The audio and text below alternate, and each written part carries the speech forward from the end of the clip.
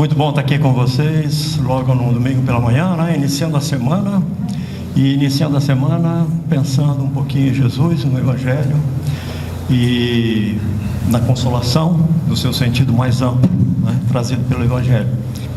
Então, vamos iniciar com uma breve oração, que a espiritualidade superior aqui presente possa cada vez mais nos dar o suporte necessário para que tenhamos paz interior, né, tão necessária para absorver, refletir sobre o Evangelho de Jesus com carinhosa atenção, mas também com muita alegria em nossos corações. Que assim seja.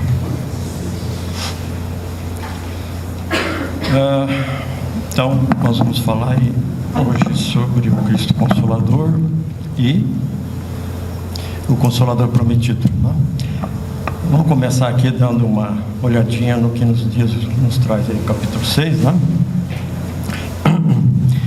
Vinde a mim todos os que andais em sofrimento e vos achais sobrecarregados, e eu vos aliviarei.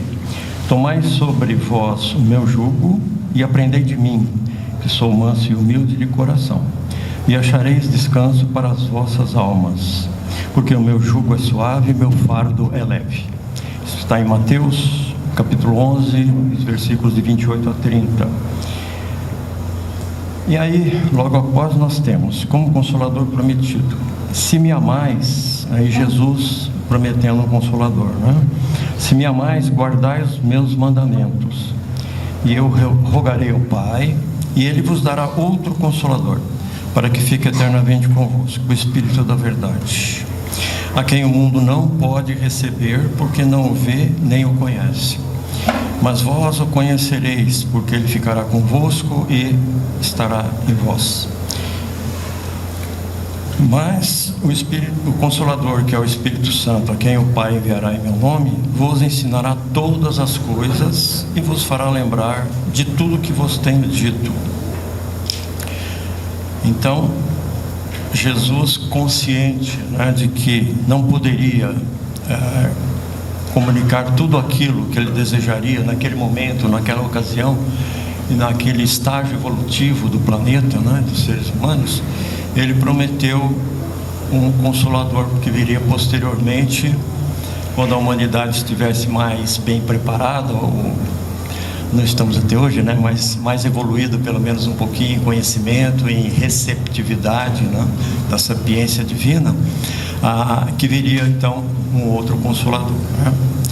E como é que a gente pode traçar uma linha aí em relação a todas essas missões, né? A gente poderia dizer, a grosso modo, que Jesus é, né, a salvação para todos nós. Ele trouxe a salvação, né?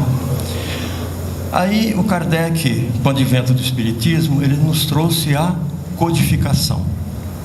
E falando aqui para nós, né, que somos brasileiros, né, houve uma outra figura que nos trouxe a exemplificação, que foi Chico Xavier. Então a gente poderia tratar essas três etapas, né? Jesus trouxe a salvação, a mensagem de salvação. O Kardec codificou toda essa mensagem, trouxe numa linguagem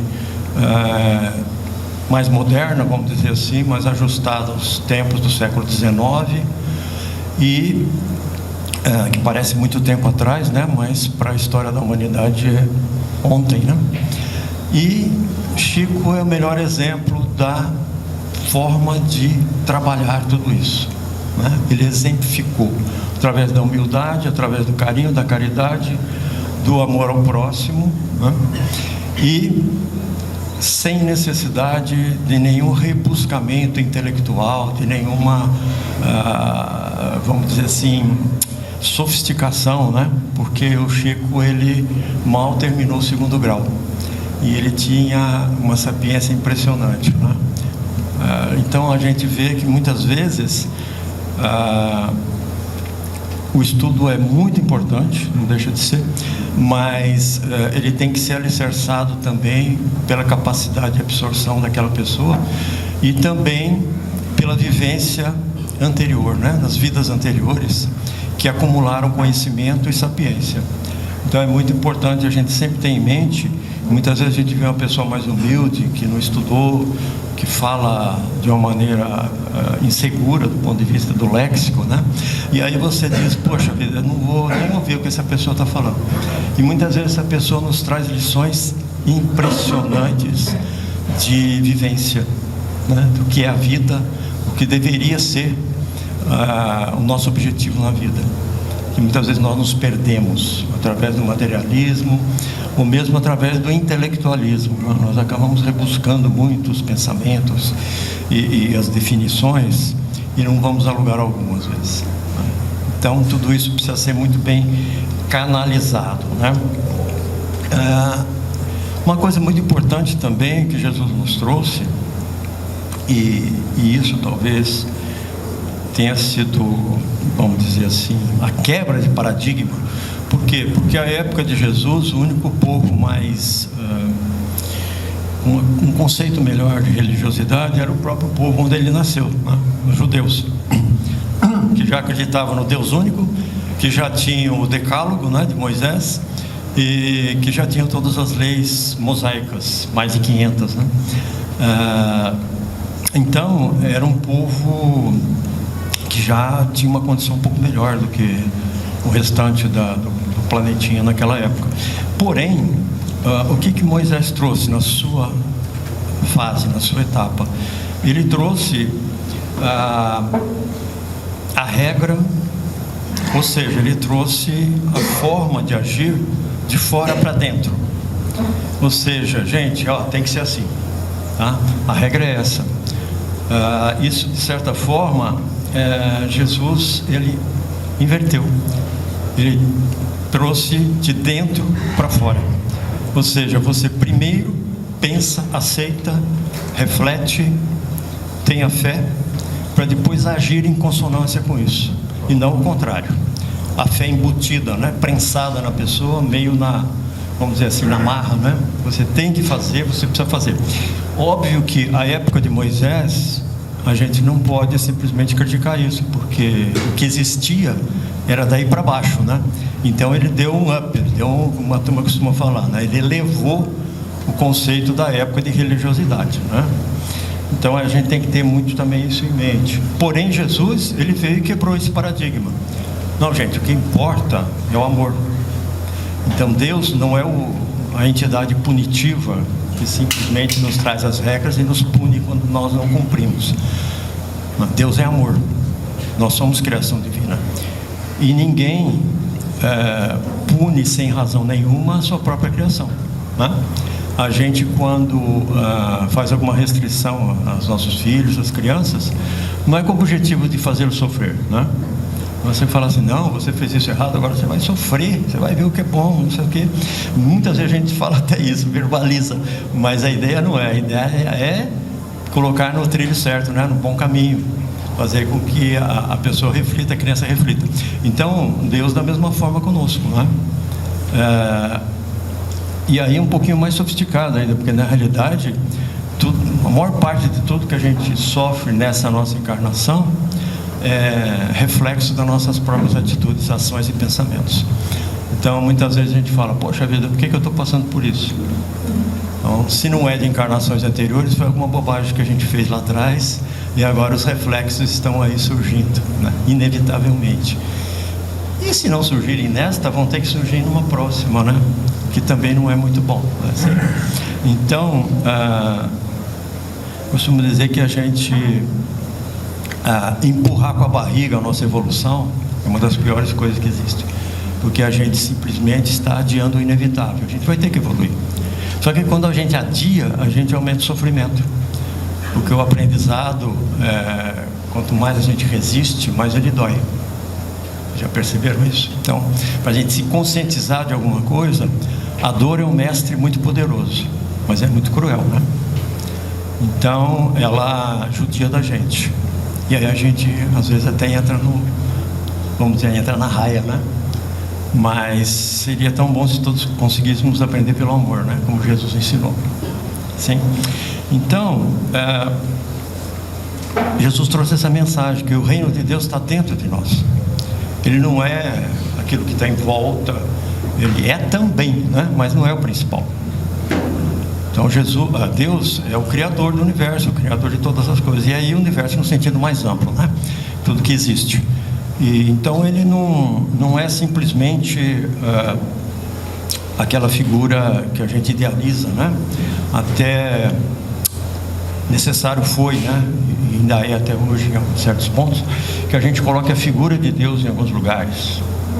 Então eu costumo brincar que é aquele velhinho de barbas brancas, bombado, né?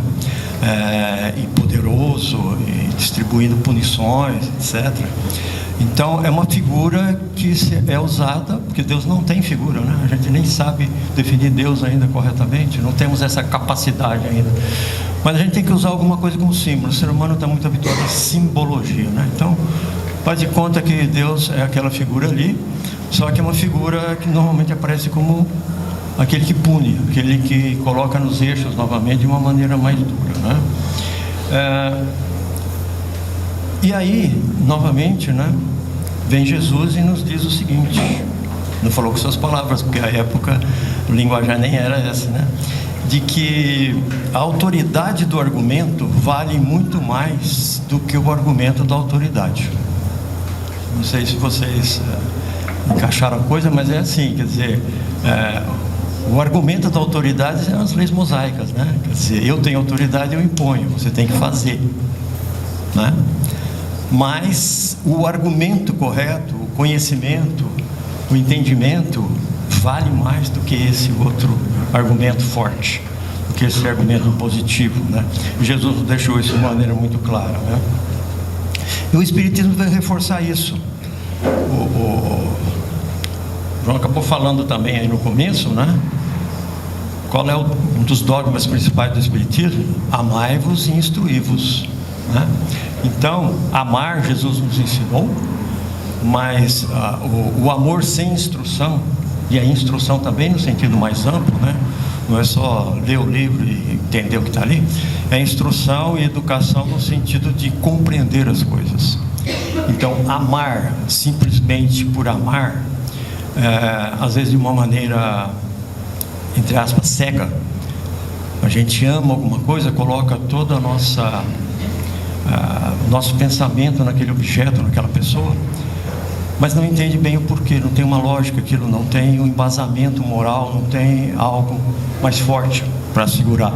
Então, na primeira trepidação, aquele amor vai embora, porque não tem sustentação, né? Porque não tem o instruí-vos no sentido mais abrangente, que não é nada mais, nada menos do que entender o porquê das coisas, né? Instruí-vos é isso, preciso entender porquê, né? Porque eu amo uma pessoa, porque eu amo alguma coisa. Tem gente que ama coisas, não é? Carro, nossa, o cara tem um carro, amo o carro, amo alguma coisa, amo um animal, também mais compreensível. Mas qual é a lógica desse amor? Qual é o embasamento? E lógica aqui, gente, não é um negócio frio, não. É a lógica emocional, psíquica, espiritual. Por que eu amo? Não é? Qual a minha motivação? Então, uma outra coisa que a gente sempre tem dificuldade de entender, né? E Jesus também trouxe essa mensagem. Muitas vezes a gente fala assim: eu estou ouvindo tudo que você está falando. Não entendeu nada. Então você não está ouvindo, você está escutando. Porque nós temos os ouvidos funcionando, quem tem em plena condição, né? Você ouve, claro, você ouve um ruído, você ouve uma batida de carro, você ouve uma música, né? Mas tem gente que ouve toda uma sinfonia e não ouviu nada. Na realidade, escutou a sinfonia, né? E escutar, você escuta, né? Você pode escutar alguém falando muitas coisas, etc., até achar bom, legal, tal. Mas você ouviu aquilo de alguma forma interagiu, né? Eu costumo dizer, eu gosto muito de cinema e literatura, mas quando é que você aprecia mais um filme, uma obra literária? Quando você meio que se coloca no lugar dos personagens. Já perceberam isso? Como é que eu agiria se estivesse ali, né?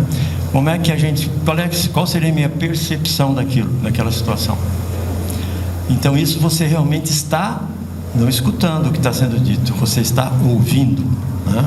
E isso é fundamental, você está interagindo, você está compreendendo, né? E o outro conceito que muitas vezes a gente também se confunde, né?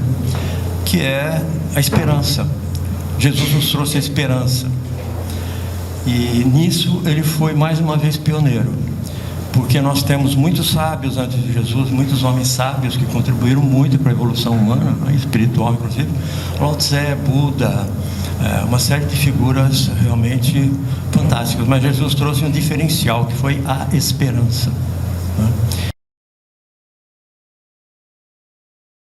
Ele nos trouxe a esperança da vida eterna, a esperança de que as coisas vão caminhar em direção à luz. Os outros trouxeram noções da luz, mas não nos trouxeram a esperança de atingir a luz, não com a força que Jesus nos trouxe.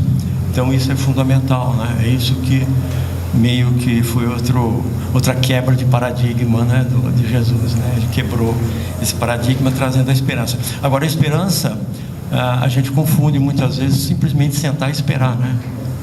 Aquela esperança acomodatícia. E na realidade a esperança implica também em agir, em ter atitude, né? Refletir sobre. Não é simplesmente falar, eu espero que um dia eu ganhe na loteria, eu espero que um dia eu seja uma pessoa melhor. Qual a ação, qual é a atitude que você está tendo para que isso aconteça, né? Qual o caminho que você está trilhando? Não, estou aqui esperando, eu tenho uma esperança, ótimo, né? Então isso não leva a lugar nenhum, né? É aquela esperança fria que não nos ajuda, e na hora da dificuldade também não vai nos ajudar, não essa esperança, porque é uma esperança simbólica, é uma esperança frágil. Então quando advém a doença, a perda do ente querido, dificuldade financeira, essa esperança não nos vai dar o suporte, né? Então muitas vezes a gente confunde essas coisinhas, né? Confundimos mesmo no dia a dia, com certeza, né? Qual foi então a ferramenta que Jesus nos trouxe para que essa esperança se concretizasse? O amor ao próximo, a caridade, a transparência, né? A compreensão, fazer acontecer o Evangelho em nossas vidas, não simplesmente ler, decorar e até mesmo entender, né? Mas trazer esse Evangelho para nossas ações diárias. O que nós vamos fazer para que o Evangelho se torne realidade para nós? Isso é fundamental também, né? Então, esse jugo suave que a gente fala de Jesus é o cumprimento das leis de Deus. E a principal forma de cumprir a lei de Deus é sermos verdadeiramente felizes, no sentido pleno da palavra, feliz, tá? Não alegre porque comprou um carro novo, não alegre porque fez alguma coisa que lhe agradou, feliz no sentido mais amplo, né? É um sentimento interno de felicidade. Então Deus nos deu essa missão, sermos verdadeiramente felizes e ajudar nossos irmãos a serem felizes também, porque a felicidade individual não existe, ela é uma ilusão também. Então vamos dizer, eu sou feliz, meus filhos são tristes, são amargurados, minha mulher é rancorosa, meus irmãos são isso, meus pais são aquilo. Eu não sou feliz. Eu estou iludido achando que sou feliz, porque nós só somos felizes quando interagimos e auxiliamos na felicidade alheia, atuamos nesse sentido. E essa é o maior, talvez, desafio, né? E isso também acontece porque, com o advento de todas essas coisas novas, né, tecnologia, mundo material, nós acabamos muitas vezes sendo guiados pela ilusão. Muitas vezes essas coisas são ilusão, e esquecemos da consciência. Então nós temos que ser guiados, orientados pela nossa consciência, não pela ilusão. Não pela ilusão. Então o objetivo de conquista de bens materiais, alguém já disse que é como a gente chegar na praia e começar a tomar água do mar, né? Está muito quente, eu vou tomar essa água geladinha aqui. Quanto mais a gente toma, mais sede a gente tem. Ou seja, quanto mais posse material, a nossa tendência é querer ter mais, mais e mais. E aí nós não vamos chegar a lugar algum. Pelo contrário, vamos nos desidratar de amor, desidratar de afeição, desidratar nosso... Como espíritos, ficamos desidratados. E aí não adianta nada. Ok, gente? Então, como ponto final, eu gostaria de dizer que a gente, para a gente exercitar o amor verdadeiro, Jesus também trouxe esse conhecimento e Allan Kardec reforçou através da espiritualidade superior. Para a gente exercitar o amor verdadeiro, nós temos que exercitar o nosso livre-arbítrio. A gente não vai praticar o amor verdadeiro porque alguém nos impôs, porque alguém colocou isso como missão. Nós temos que estar conscientes, nós temos que chegar a essa conclusão por nós mesmos, orientados pelo Evangelho, por uma série de leituras benéficas, né? E até, como eu disse, por bons filmes às vezes, né?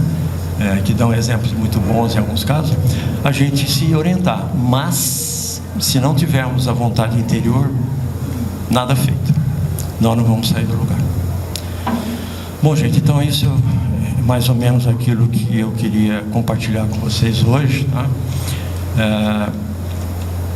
O Evangelho de Jesus, ele tem quantas facetas nós quisermos, né? A gente pode pegar um capítulo e avaliar de diversas formas, diversas maneiras, e essa é a maneira que eu encontrei hoje para compartilhar com vocês, tá bom? Obrigado aí pela paciência de vocês.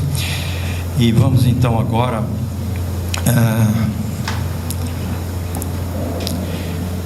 levar nossos pensamentos, buscar aquela alegria e ao mesmo tempo aquela paz interior, para que, com o apoio da espiritualidade superior de nossos irmãos, que irão nos transmitir os passes, que tenhamos o melhor aproveitamento dos mesmos e uma semana cheia de boas ações, uma semana cheia de boas atitudes e de muitas alegrias. Que assim seja.